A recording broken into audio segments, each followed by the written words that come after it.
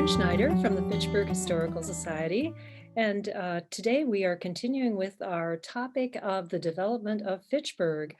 We did a segment on the early development of Fitchburg, the very first settlements and village of Fitchburg from about the 1840s through about the 1920s. So today we're so happy to move into more of the recent history with former city planner, Tom Hovel, who was city planner for the city of Fitchburg from 1986 to 2018. So just a wonderful long tenure helping the city to grow in a very thoughtful and planned way. So Tom, we're so happy you could be with us and actually not only for this segment, for another couple of times with us to continue the story of the development of the city of Fitchburg. So welcome. And first, I'd like to ask you maybe a little bit of personal background, like what drew you into being a city planner?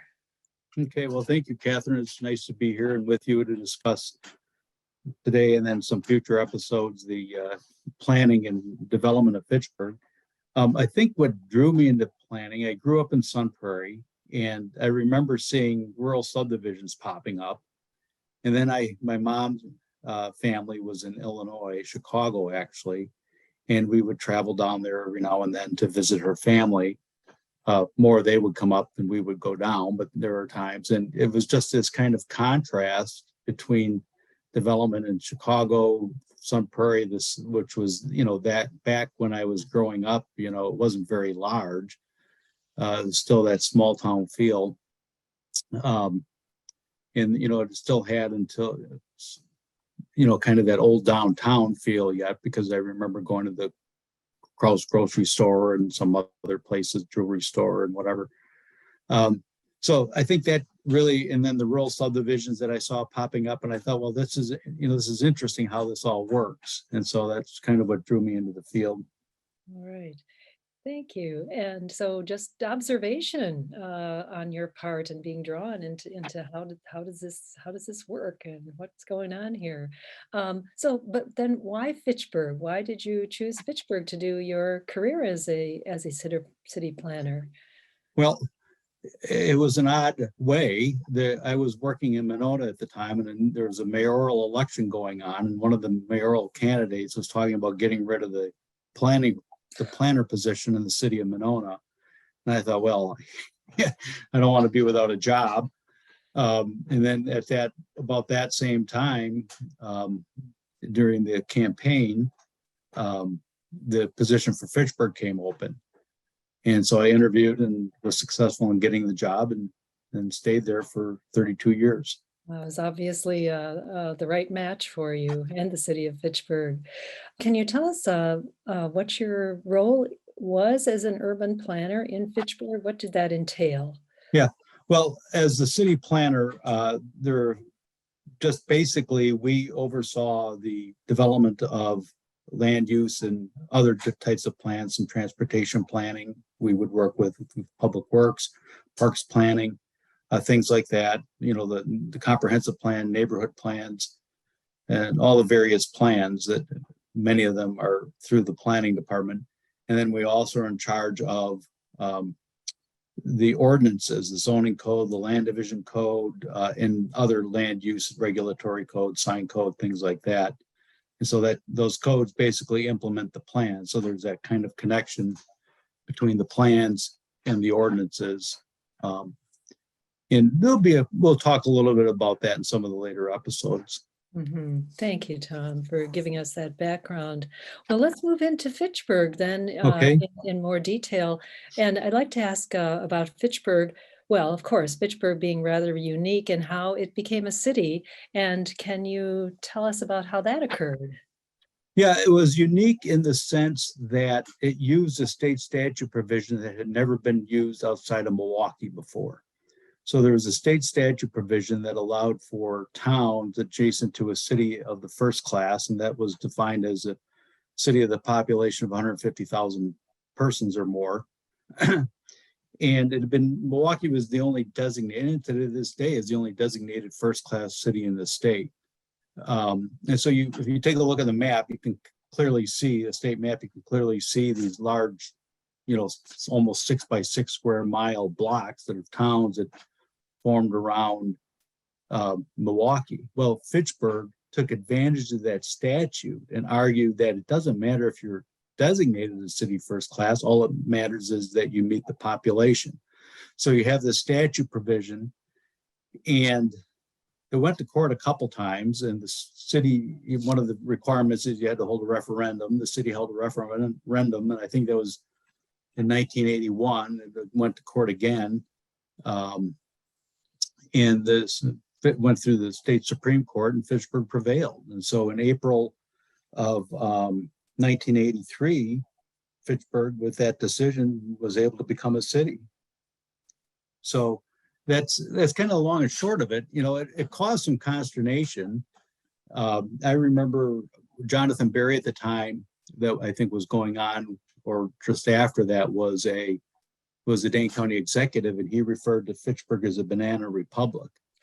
So, and then it continued on later when the Fitchburg, excuse me, and the town of Madison approached Fitchburg about annexing the town.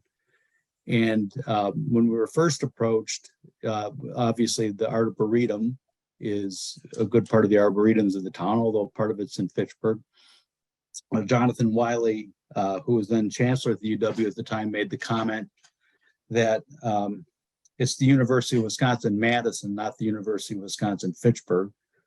And then Madison joined in, and we ended up with the cooperative plan that, basically ended, was happening right this month, is that we get a certain portion of the town. And then the Capital Times also did not necessarily appreciate it, because they had an article in the paper in 1987 when the new highway maps came out, because incorporated municipalities that were over 10,000 were shown in yellow on the state highway map. And so all of a sudden you have this big block of Fitchburg, that's yellow block, and they may have a headline that, Fitchburg makes Madison look small. So there was a little, always a little teasing in that to Fitchburg, in the way we incorporate in the manner we became a city. So Fitchburg is, will be 40 years old in basically half a year in next April. Yes. But it's been a community for much longer than that. Yes, a community for much longer, but a city designation, governmental body, that governmental designation, almost 40 years now. That's something to celebrate. Well, so how did Fitchburg grow prior to becoming a city in 1983? Okay, well, you've covered some of the shaping of the city in your earlier one, where it talked about what I would call hamlets, the hamlet of Fitchburg, Lakeview, Cyene, just to name a few of them that were kind of scattered around, oftentimes associated with the railroad stops. But really, until the late 50s, 60s, Fitchburg was mainly farms with those hamlets and a few rural houses scattered along the rural roadways. And it was in the late 50s, with the now arriving baby, the greatest generation, those that fought in World War II, coming back from the war, having children, kind of caused this suburban expansion nationwide. And so, our pattern of growth in Fitchburg, in Dane County, kind of mimicked the nation before World War II, and it followed the national trends after World War II with the suburbanization. So you started to see things change in the 60s when there were more and more rural subdivisions were coming up. And if you were look at the growth in Fitchburg, you see that the town moved to an urban service concept in 1974. So there was a land use plan that was done in 1974, moving us to an urban service concept. And that put subdivisions on water and sewer. So kind of that early 70s, up until the early 70s, there was this rural growth. And then after the 70s, we got to a decision to make it more what I would refer to as urban growth, urban being on sewer and water. So this was a conscious decision by the policymakers at the time. The most concentrated, dense areas of development were near Madison and the border with along parts of North Fish Hatchery Road, along over by Verona Road. And then between 1980 and 2010, the city, or the municipality, I should say, because we didn't become a city, we didn't become a city until 83. So the municipality, town and city added on average about 4,500 persons a decade.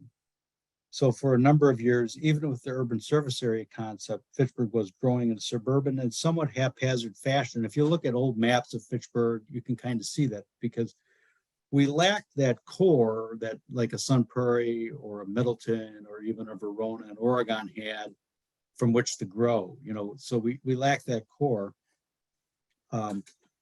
And so we didn't have that traditional downtown that still many people kind of criticized Fitchburg for, not ever having a traditional downtown.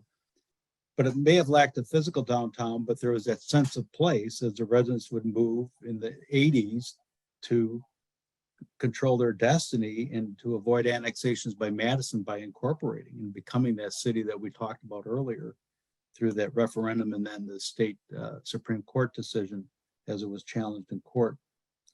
And interestingly, the town board used high density development at the northern edge to calm Madison expansion to the south, because they kind of put this barrier up to Madison. So that's how some people viewed the large apartment projects and what their intent was back at the time.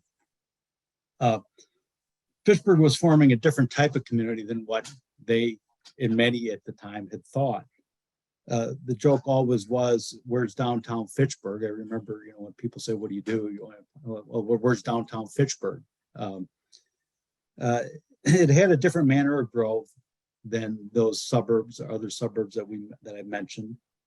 But Fitchburg was predominantly rural, meaning that in the early years it was horse and car dependent, as you probably covered, and rail dependent to a large degree too. But when you look at a 1957 year photo, you can see only a little part of Belmar, some scattered rural subdivisions, and then Greenfield probably being the major one. And then the housing construction along rural roadways. And then urban growth was starting to come more and more expansive in the 60s, but there was still that rural subdivision growth. And then, like I said, in 1974, things started to change, and that's where you see more and more urban development, but it was still kind of scattered because that urban development was down mainly toward Lacey Road. So you had this large gap, 2-mile gap between the development on North Fish Hatchery Road and that occurring on Lacey. You had a couple-mile gap to the large area of Greenfield that's down by Irish Lane and Sain Road. So you had these large gaps. So you had this kind of an amalgam of different things that were widely disparate that was occurring. One thing that's kind of interesting of note is that I recall doing some work on planning for North Fish Hatchery Road, and as I was delving into the history, I found that Ridgewood, that old Ridgewood apartment project, was pretty much permitted all over a 3-year period. And then constructed pretty much in that same amount of time. And there were over 900 dwelling units. And it was said to have been the largest apartment project in the state at the time. So there are these conscious decisions that occurred. And, even at that time, we saw some limited commercial, but not much. So it was mainly residential, high density at the north and along far west by Verona Road, those transportation corridors, but then predominantly single family and rural subdivisions, and then some of the now starting urban subdivisions. Mm-hmm. Tom, thank you for that just very thorough description of how things looked during that time. Well, then, what were some of the key decision points for land use that occurred prior to 1983? Okay, well, I would say that there were probably, in my mind, I see 4 key decision points to try to address that kind of haphazard nature of development. First of all, you had Greenfield, and when I look back, at my tenure in Fitchburg and think about the history, a lot of times people saw Greenfield for a while as kind of the core of the city.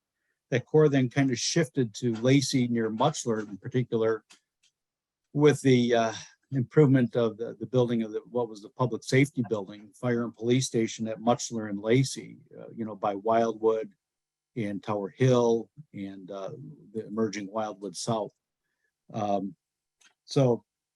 But I'd say, first of all, the first decision was putting up that Barry to Madison annexations with large apartment projects. That's affected the city from then to this day. It may have done its job in putting up, but this also caused some trials as, when you talk about 900 dwelling units, all built over a 3-year period, everything aged at the same time. So, it wasn't that long ago when it hit a kind of a crisis point in the, about 10, 15 years ago, when all of a sudden all those bills came due for having to refurbish it. And then it was the same time that it was kind of a double whammy or perfect storm, because, you had the low interest rates at the time moving people into housing. And then, right before then you had the housing, that was all right before the housing crash of the Great Recession, in about 2008. The second decision were the rural subdivisions. They were mainly south for most of the part of Irish Lane. And one of the main reasons for that is we got control through the city of Madison's extraterritorial jurisdiction boundary. So as being a second-class city, they had a 3-mile ETJ boundary, as we refer to extraterritorial jurisdiction, ETJ for short. And so that kind of put it down toward Irish Lane for the most part. And so that's why you saw these rural subdivisions, the Greenfield, Country Heights, Hillside Heights, a lot of those, Briarwood, they're all developing beyond that 3-mile Madison limit. Excuse me. So that was kind of another key sense that Fitchburg was assisted by that.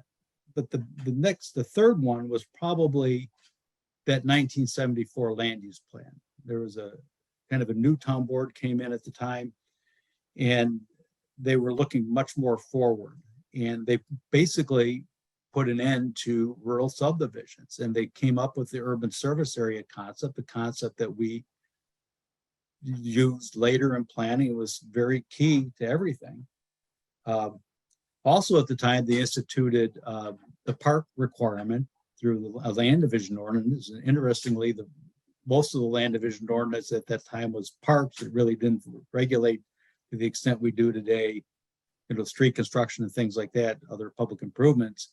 Was mainly parks, and that's where they came up with the 2,900 square feet of land per dwelling unit. And so that's kind of the start of where Fitchburg has kind of become known for its park system, and that is a big reason why, is that requirement that for neighborhood parks, area parks, and of course McGaw Park was purchased with LawCon money, the Land and Water Conservation Fund money from the feds, and that became our first community park.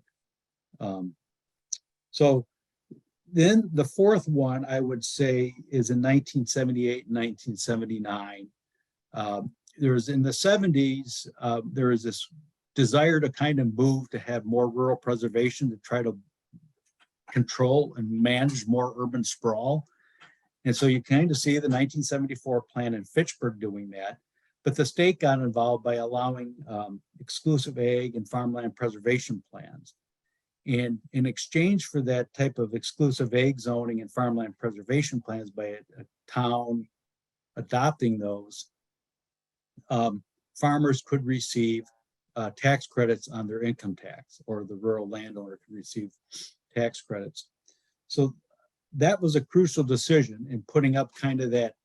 You can see for the first time, in 74 through to 80, basically, when I think we adopted the exclusive ag zoning in 79, so basically 80, you see where farmland preservation has become important in Fitchburg. And you see it through making the urban service concept, and then you see it through the farmland preservation exclusive ag zoning that Fitchburg put in place. Thank you, Tom. There's so much there that happened during those years that certainly set the standard for Fitchburg into the future. To return to Fitchburg as a city, then why did Fitchburg want to incorporate as a city? Well, in real estate, there's that famous phrase, it's location, location, location. And I think that applied to Fitchburg perfectly well. I think it's geography. First, you have its physical geography. It's basically, well, one of the terminal moraines is at the far southwest corner of the city from the glacier, but you have the recessional moraines, you have some drumlins and other features caused or created by the glacier. And what that then in part is, in some parts like Stoner Prairie, have some really flat land that was good for farming and good soil. And then you had areas like Seminole Forest, parts of Wildwood, which are on that recessional moraine, which were hilly, and because they weren't good for farming, were never cleared of trees. And so that kind of then led to the next concept, that cultural thing of home sites, in a wooded area. And so I think people saw you had, and then the third idea is that cultural aspect of just our, well, physical and cultural, just our placement to Madison, right? It is so close to downtown Madison then and today. It's close enough that it's an easy bike ride to downtown Madison, or now with the number of the bike trails, an easy bike ride from Fitchburg into the UW-Madison campus or Camp Randall to watch a football game. So I think those were some of the main things. In that whole transportation aspect, right up Fish Hatchery Road, straight up, almost straight line to downtown Madison. But yet, I think there was more. Geographer Yi-Fu Tuan once wrote, "What begins as this undifferentiated space becomes place as we get to know it better and endow it with value." When the town of Fitchburg was making that move to preserve that sense of community and that sense of place, that started with the farm community way back, with some of the early settlers, those early Irish settlers. And it was expanding with this rural growth and expanding as urban subdivision residents. I think the long and the short of it is that Fitchburg saw itself as a desirable location and wanted to be the main actor. They thought that they themselves should be controlling the destiny of Fitchburg rather than Madison. So that was an important value that they place, is trying to incorporate to maintain what their desire and ability of growth was, and to maintain their identity. So place forms a very basic part of our human knowledge and our belonging, and Fitchburg's acted on that. They decided they didn't want to just become another just area gobbled up by Madison, and that would lose its identity. So it really began as a place where the farmers that tilled the rich soils deposited by the glacier and the outwash plains. And then the idea expanded as the town grew and formed a city.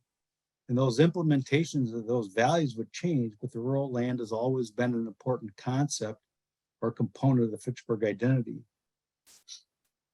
So I think there's that general feeling, that sense of place that was formed by that early rural community, and how that continued even with suburbanization is probably something that Fitchburg should have been proud of. Mm-hmm. Thank you, Tom. I can sense in what you've said that pride that you also caught as a city planner, the pride that Fitchburg has in its own unique identity. One final question. What was the importance of the exclusive agricultural zoning and then the farmland preservation program? Can you explain these a little bit? Yeah, the two kind of went together. So the farmland preservation program, a farmer could get a certain amount of tax credit up to a certain percent, but if you had exclusive ag zoning, you could get even more tax credits up to that 100% based on your income. That was beyond my level. That was at their own personal level. I just remember having to fill out forms every tax season. Are you exclusive ag? Do you have a farmland preservation plan? Do you have a conservation plan? All that type of stuff. So that was really crucial because a couple things. First of all, it set forth kind of this, with the exclusive ag zoning, it set forth outside of our urban boundary, kind of this rural area of farms that was kind of set up for preservation.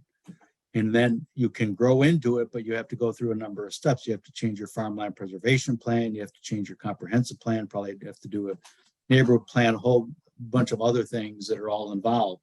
So it's not that easy. It can be done, but it's meant not to be just, oh, we're just going to grow into the rural area. And you have to go through steps to do it. And so that was crucial to the Fitchburg, to help form that urban service area concept that we had. And then the second thing was when they set up the farmland preservation exclusive ag zoning, they were kind of using 40 acres as the minimum, what they saw as the minimum size for a farm. So that 40 acres would become crucial to the city later on when controlling rural house sites and saying to a farmer, okay, you might be able to get one house for every 40 acres you have, but because we realize that 40 acres fragments farms takes up too much land, we want to have that contiguous farmland. We don't want it broken up. We'll maybe allow you to build a certain size house within certain guidelines that follow in terms of relationship to other houses, where it is on the street, how the septic suitability, things like that. There's always been, through the years from when I started in Fitchburg up through when I left, there were always various criteria. So they changed over time, but there were always various criteria and as to a rural house site. But the one key component of it all was that it was tied to that possibly allowing one house for every 40 acres that a farmer had. So if a farmer had 160 acres, they might be able to develop 4 house sites. And so that was kind of crucial to that. Fitchburg was the only town, the only city at the time. I don't know if there's any more now, like Windsor, so that's now an incorporated municipality, but at the time to have exclusive ag zoning. And so we were rather unique in that sense. That other aspect that sets forth this difference between Fitchburg and other communities, because Fitchburg, when you look at it, is really a microcosm of Dane County. We've got higher density development with the apartments. We've got lower density urban development on water sewer. Then we've got really low density of rural subdivisions, rural house sites. But we have our rural area too, our farms and our conservation areas, woodlands and wetlands. So that's essentially, we're just a microcosm of Dane County. And I think that's important to know. And that's kind of one of the really interesting challenges in Fitchburg. That whole idea of rural space in Fitchburg presents an interesting dynamic. There was in the present as well as in the past, a constant interplay between agricultural land and development, which evokes a series of emotions in the populace. And Fitchburg, by its very geography, continues to be in the midst of that ongoing tension.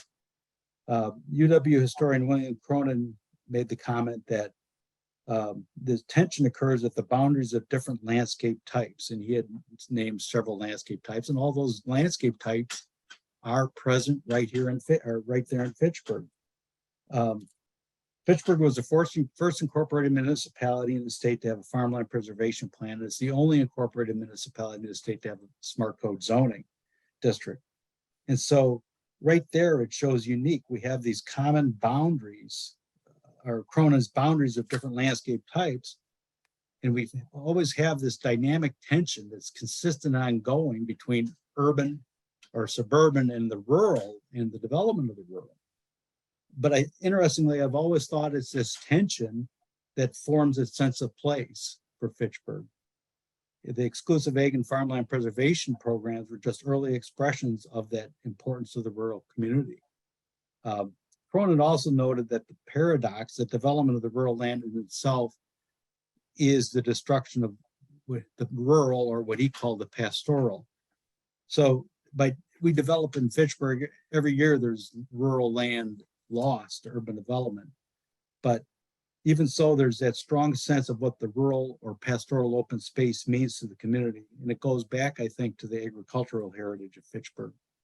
I strongly believe if Fitchburg had not incorporated, it had been left to be annexed by Madison, that it would look very different today. it would probably be much more development than what we see today and would look very different. So if you look at old air photos of Fitchburg, one can see the scattered rural subdivisions and suburban development in a not too orderly process. And then with the 74 plan, things started to change. And plans don't necessarily produce an immediate impact, but they do have an impact as communities follow them. So, really, I think as the city grows and generational qualities change, the question really in my mind is, will Fitchburg ever lose that sense of value to the rural land? And I certainly hope not, because that's been, I think, it's key to its existence from when the first settlers came and settled as a town. Well, Tom, I'm thinking back to your first comment about how you got involved in urban planning by noticing what was going on and caring about it. And certainly your tenure as an urban planner and your knowledge, your passion for urban planning has been such a benefit to Fitchburg, and then the decisions made by government and policies have been put into place have determined what Fitchburg looks like today. Thank you for just a wonderful, thorough look at where Fitchburg has been with their planning. And we will look forward very much to hearing more detail about the decision making and what went into um, the plans as we went into the 80s, 90s, and forward from there when we talk with you again. So Okay. thank you so much, Tom, for Yep. your time. Yeah, thank you, Catherine. You're welcome. You're welcome. Thank you.